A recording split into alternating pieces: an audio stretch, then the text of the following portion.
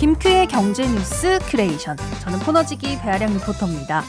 어렵고 복잡한 경제 한 큐에 정리해 주실 김큐, 안녕하세요. 네, 어서 오십시오. 네. 오늘은 뭘로 저를 곤란하게 하실 건가요? 오늘은 네. 좀 새드합니다. 새드예요? 반갑지 않은 소식이에요. 슬픕니까? 네. 네. 오늘부터요, 수도권 지하철 요금 150원 올랐습니다.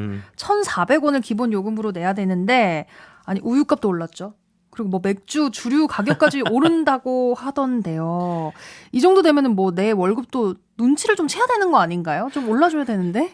그건 사장님이 눈치채셔야 되는데 사장님 눈치. 내 마음을 사장님이 눈치를 못 채시는 거죠. 네. 근데 뒤쪽에 방점이 찍혀 있는 것 같아요. 맥주 가격도 오른다고 하던데 그거 아닙니까? 이것도 중요한 별 5개입니다. 네. 어쨌든 오늘 원유 가격, 그러니까 우유의 네. 원료가 되는 원유 가격 인상 여파로 유제품 가격이 올랐어요. 맞아요. 흰우유 제품 가격은 편의점에서 900ml 기준으로 3,000원 넘었고요. 네. 우유값 오르면 우유를 재료로 쓰는 다른 것들 오르거든요. 도미노죠. 그러니까 뭐 아이스크림, 빵 뭐 이런 가격들 덩달아 오를 가능성이 좀 있어 보입니다. 그리고 앞서 저희가 얘기했던 맥주, 네. 맥주가 인상이 예고가 됐습니다. 오비 맥주가 11일부터 제품 가격을 평균 6.9% 인상하겠다 이렇게 밝혔습니다.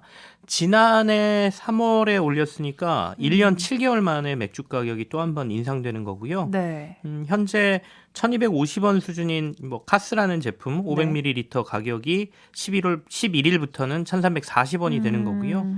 이렇게 되면 여기도 일종의 나비 효과가 좀 있거든요. 그러니까 네. 이건 제가 말씀드린 건 출고가예요. 그러니까 출고가에 주류 도매상 마진이 붙고 네. 여기에 다시 한번 식당 주인의 이윤까지 붙으니까 요즘 식당 가시면 아마 맥주 한 병에 6,000원 정도에 구매를 하실 텐데 이게 7,000원에서 한 8,000원 정도까지 오르지 않을까? 지금 이렇게 보여집니다. 그러면 우리가 이제 맥주만 드시는 게 아니라 이렇게 좀 섞어 드시지 않습니까? 네, 섞으면 네, 소맥하려면 맥주 2병에 소주 1병 보통 이렇게 주문하시죠. 그러면 이제 2만 원 되는 거죠. 이거 취하려면은 정신이 막 계속 들 것 같아요. 네. 취하다가도. 둘이서 뭐 안주거리 한두 개 시키고 좀 마셨다 하면은 얼추 계산해봐도 10만 원 넘습니다. 네, 그렇습니다. 근데 방금 전에 1년 7개월 만에 인상이라고 하셨는데 네. 뭔가 제 느낌적인 느낌으로는 더 자주 인상됐던 것 같거든요. 그렇게 느끼실 것 같아요. 왜냐하면 6개월 전쯤인 3월에 네. 이들이 수입하는 수입산 맥주, 그러니까 뭐 네. 버드와이저, 코로나 뭐 이런 것들, 오비 맥주가 이제 이거 가격 올렸거든요. 그러니까 그러면서 당시에는 국내 맥주 가격은 그대로 유지하겠습니다. 이렇게 얘기를 했어요. 그러니까 소비자 입장에서는 그때 뭐 또 한 번 올렸으니까 지금도 올렸다 이런 느낌을 받을 수 있죠. 아마도 그때 그 국산 맥주도 가격을 올리고 싶었을 텐데 눈치를 좀 보면서 시점을 분산시킨 것 같아요. 그러니까 먼저 수입 올리고 네. 조금 기다렸다가 국내 가격도 올린다 이렇게 봐야 되는 거죠. 근데 그 당시에 눈치를 볼 수밖에 없었던 게 기억하시겠지만 정부가 이제 워낙 많은 가격들이 식료품 가격들이 네, 오르다 네, 보니까 라면 업계 좀 압박했었잖아요. 그랬었죠. 밀가루 가격 떨어졌는데 너네 왜 라면 가격은 안 떨어뜨려? 그러면서 이제 라면 가격 인하하고 뭐 이랬었던 일이 있었죠. 조금 더 슬퍼지는 게 오비 맥주가 이제 가격 인상을 네. 시작을 했으니까 다른 맥주 회사들도 줄줄이 가격을 올리지 않을까 이런 불길함이 오는데요. 아마도 그럴 것 같습니다. 왜냐하면 맥주 가격 인상은 항상 네. 오비 맥주가 총대를 매요. 그리고 나면 이 큰형님이 했으니까 뒤에 따라와. 그러면 이제 다른 업체들이 좀 따라 올리는 그런 네. 모습이거든요.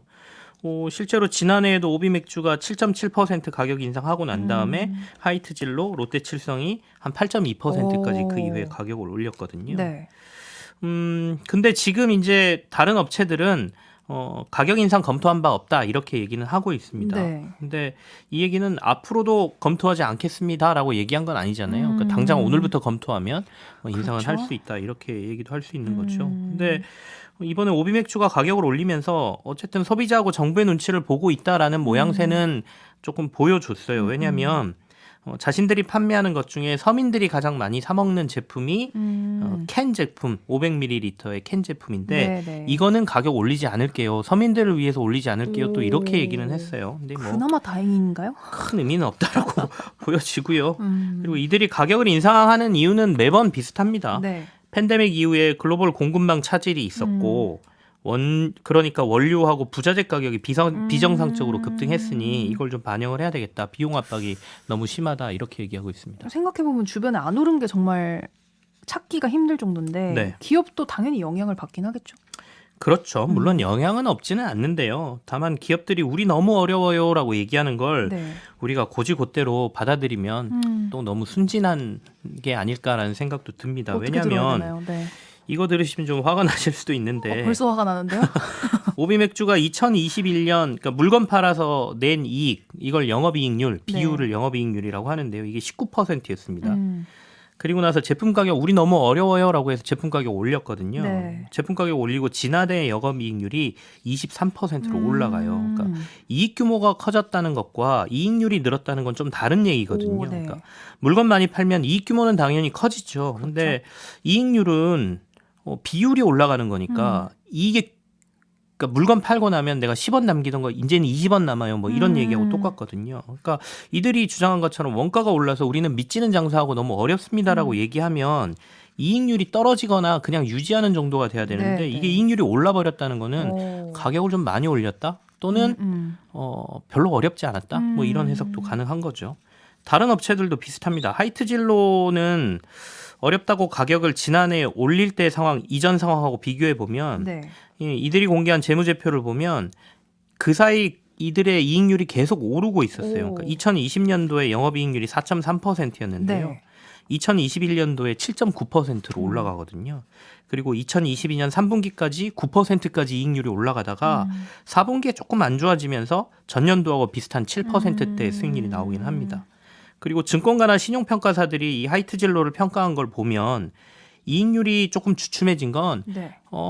물건 많이 팔려고 마케팅비 많이 썼기 때문이다 이렇게 분석을 하고 있어요. 그러면서 설비 구조 조정 등을 아주 잘해서 공장 가동률이 올라가는 등 이익 창출 능력은 올라가고 있다 이런 평가를 받고 있으니까. 오호, 네. 그리고 올해 기억하시겠지만 정부가 주세법 개정해 줬거든요. 네. 그러면서 수입 맥주들하고 우리가 경쟁하는데 굉장히 불리해요 막 주장했단 말이죠. 그러니까 요거 조정해 주면서 국내 맥주 업계들이 조금 더 영업하기 좋은 환경까지 만들어 줬으니까 아주 어렵다. 뭐 이걸 고지고대로 믿기에는 조금 어렵다 이렇게 보입니다. 근데 우리도 사회생활 하면서 사실 안 어려운 때 없거든요. 저 네. 안 어려운 때 없었던 것 같은데 그때마다 매번 월급 올리면은 너무 좋을 것 같은데요? 그러니까요. 근데 기업들은 이렇게 인플레이션 시대에 가격으로 인플레 위험을 소비자들에게 전가시키거든요. 네. 이번 사례로도 그게 얼마든지 가능하다는 걸 보여준다 이렇게 보여지고요. 물론 올해 들어서 이들 주류업계 매출하고 이익 성장률이 좀 줄어드는 모습은 포착이 됩니다. 근데 이제 뭐 가격 인상으로 이 돌파구를 찾는 거겠죠. 기업이 생산한 물건의 가격을 매기는 것 네. 이건 어떻게 보면 기업의 판단이고 자유입니다. 근데 독과점 문제가 아니라면이라는 가정이 붙어요. 근데 결국 시장에서 소비자의 판단에 달려 있는데 대안이 있으면 다른 물건 사면 되지 않습니까? 네. 근데 문제는 우리나라 주류 시장이 독점까지는 아니지만 일종의 약간의 과점적 시장이라는 거죠. 그러니까 맥주와 소주 모두 대형 3사가 거의 시장을 나눠 갖고 그러네요. 있는 상태고요.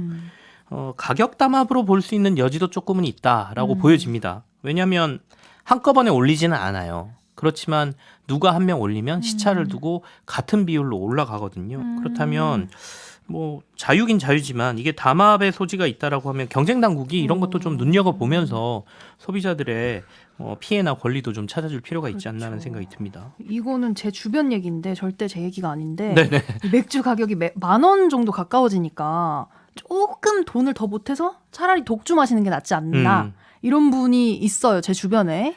그렇게 될 것 같기는 해요. 네. 그러니까 좀 비싼 식당 가면 맥주도 이제 10,000원 받을 텐데 그러면 요즘 편의점이나 이런 데 가면 와인도 싼 거 많고 맞아요. 그리고 요즘 뭐 이렇게 뭐 하이볼이라 그래서 네. 조금 싸게 독주하고 섞어서 먹는 방법도 그렇죠. 있고 그래서 맥주도 이제 인계점이 가격이 온 게 아닌가라는 생각도 듭니다. 이 얘기도 좀 궁금합니다. 유류세 인하는 연말까지 연장이 될 것 같네요. 그렇죠. 추경호 부총리가 2달 연장안을 좀 더 긍정적으로 검토하겠다, 강력히 검토하겠다 이렇게 얘기를 했습니다. 2011년도 11월에 시작한 유류세 인하 조치가 2번의 연장이 됐었고요. 이달 말에 원래 종료가 돼야 되는데 이걸 2달 정도 연장한다는 거예요. 이게 한없이 유지할 수도 없고 그렇다고 중단하자니 앞서 이제 우리가 주류 가격 인상 얘기했지만 이것저것 가격이 다 올라 있잖아요. 그러니까요. 그러니까 물가 상승을 자극할까 봐 이걸 뭐 없앤다? 그럼 다시 유가는 오를 거 아니겠습니까? 네. 그러니까 그러다 보니까 민심이 더 안 좋아질 수도 있고 이런 거 저런 거 고민하면서 과감히 지금 결정을 못 하고 있는 상황이다 이렇게 보여집니다. 근데 이게 내년으로 넘어가게 되면 내년에는 선거 있잖아요. 그러니까 네. 더 못하는 거 아닌가요? 사실 그래 보입니다. 지금 고유가 상황이 쉽게 끝날 것 같지는 않은데요. 네. 당분간 배럴당 80달러 이상이 유지될 거다라는 전망이 좀 많습니다. 그리고 심지어는 배럴당 100달러 이상 넘을 수 있다는 게 글로벌 IB들의 전망이기도 하거든요. 근데 누가 맞을지는 모르죠. 네네. 근데 정부가 이제 유류세 인하 카드를 꺼낸 게 급격한 유가 상승에 따른 부담을 조금 덜어주겠다라는 게 목적이지 않습니까? 그러면 이 조치를 중단하려면 기본적으로 유가가 좀 안정세를 찾아야 명분이 생기는 거죠. 네. 좀 안정됐으니 우리 중단할래 이런 얘기 가능한데 여전히 유가가 좀 높다는 것이고요. 그런데 이렇게 고유가 상태가 계속 유지된다라고 하면 말씀하신 대로 내년 총선 분위기까지 겹쳐지면 표를 의식해서 과감한 결정을 내리기가 더 어려워지는 거죠. 근데 오늘 아까 국제뉴스 저희가 전하면서 이스라엘에서 네. 중동 정세 불안하다 그러면 유가 또 자극할 수도 있고요. 근데 이번 주를 살펴보면 유가가 좀 크게 빠지지 않았나요? 네, 이번 주에는 조금 많이 빠졌어요. 너무 올라서 좀 빠진 것도 있고요. 이번 주에 그 유가가 국제 유가가 좀 빠진 거는 미국의 원유 수요가 크게 줄었다라는 뉴스가 나오면서 빠졌습니다. 그리고 미국의 원유 재고량도 늘었다. 네. 안 팔리니까 재고 놔둔 게 계속 늘어나고 있다라는 뉴스가 들어온 거죠.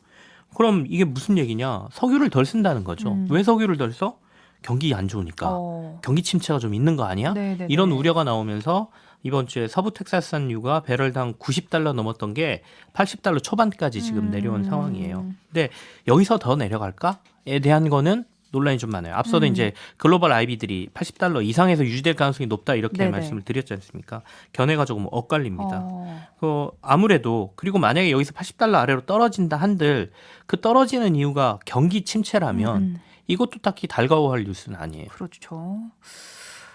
그나저나 유류세 인하를 유지한다니까 소비자 입장에서는 다행이다 싶은 생각이 드는데 정부 세수 펑크 요거 생각하면 또 어떡하나라는 걱정이 좀 되기도 하거든요. 그렇죠. 정부 입장에서는 그러니까 유류세 인하가 뭐 전체 세수에서 차지하는 게 뭐 아주 크다 이렇게 보기는 힘들지만 네. 그래도 지금 계속해서 세수 펑크가 나니까 뭐라도 좀 세수를 늘릴 방안을 찾아야 되거든요. 네. 이러지도 못하고 저러지도 못하는 상황이다 이렇게 보여지는데요. 기획재정부가 지난 4일 발표한 내용을 보면 1월부터 8월까지 국세 수입이 지난해보다 47조 원이 덜 거쳤다라고 얘기했습니다. 그 내용을 조금 더 들여다보면 법인세가 한 전년도에 비해서 20조 원 정도 덜 거쳤고요. 네. 소득세도 13조 원, 거의 14조 원 정도 덜 거쳤어요. 네, 부동산 등 뭐 양도소득세가 한 12조 3천억 원 정도가 안 거친 거죠. 8월 이후, 그러니까 아까 8월까지 통계라고 했지 않습니까? 네. 그러니까 이런 경향이 8월 이후에도 올 연말까지 계속된다라고 가정을 해보면 올해 정부가 예상한 세입 예산과 비교해서 아마도 한 53조 원 정도가 세입이 부족할 거다라는 전망까지 지금 나오고 있습니다. 엄청나네요. 이게 경제가 어려우면 정부가 팔을 걷고 돈을 좀 더 풀어야 하는 게 아닌가 생각이 드는데 이렇게 세수마저 이렇게 줄어버리면은 네. 우리 어떻게 해야 되나요? 이게 좀 걱정이긴 합니다. 그러니까 경제를 구성하는 주체가 세 개죠. 그러니까 네. 정부, 가계, 기업 이렇게 세 군데인데 경제가 좀 돌아가려면 이 중 누군가는 돈을 좀 써야 맞아요. 됩니다. 그래야 경제가 돌아가죠. 근데 윤석열 정부가 들어서면서 정부는 규제를 풀어 기업들이 활발하게 움직이면 기업 쪽에 투자가 활성화되니까 그리고 이렇게 활성화되면 돈이 돌고 세금도 더 거칠 거다. 법인세가 더 거친다. 이렇게 네. 얘기했거든요. 하지만 지금 세수가 준 것 들여다보면 법인세가 지금 제일 많이 줄고 있잖아요. 네. 특히 이제 삼성전자가 우리나라 법인세 한 20% 정도를 감당하거든요. 근데 아시겠지만 반도체가 지금 적자란 말이죠. 그렇다 그렇죠. 보니 법인세를 많이 못 내는 거죠. 근데 정부가 여기다 법인세율까지 좀 낮춰줬죠. 그 여파도 더해지고 있습니다. 근데 누군가는 돈을 써야 되는데 지금 상황을 보고 있으면 정부 쓰기 애매하죠. 세입 줄었으니까. 근데 건전재정 내년에도 하겠다라고 지금 네네. 얘기해버린 상태란 말이에요. 그럼 개인들은 돈 쓸 수 있느냐? 어렵지 않습니까? 아까 소득세도 줄었다는 얘기는 소득 줄었다는 얘기거든요. 다른 물가 많이 오르고. 여기에 그렇게 보면 어느 누구도 돈을 쓸 수 없다라가 되니까 만만치가 않은 상황인 거죠. 그러게요. 이 경기 침체 돌파하기가 쉽지 않을 것 같은데 조금 더 우리 지켜봐야 될 것 같아요. 아무래도 이게 뭐 건전재정이라는 게 장기적으로 달성해야 될 목표인 건 맞거든요. 그렇지만 긴급 상황이라면 우리가 진통제도 마약 성분 있는 진통제 맞아요. 그거 네. 계속 맞으면 안 되죠. 그렇지만 필요하다면 과감히 놓을 필요도 있다. 이렇게 보여집니다. 오늘도 잘 들었습니다. 김큐의 경제뉴스 크리에이션 저희는 여기서 마무리할게요. 네, 지금까지 배아량 리포터와 함께했습니다. 고맙습니다. 네, 고맙습니다.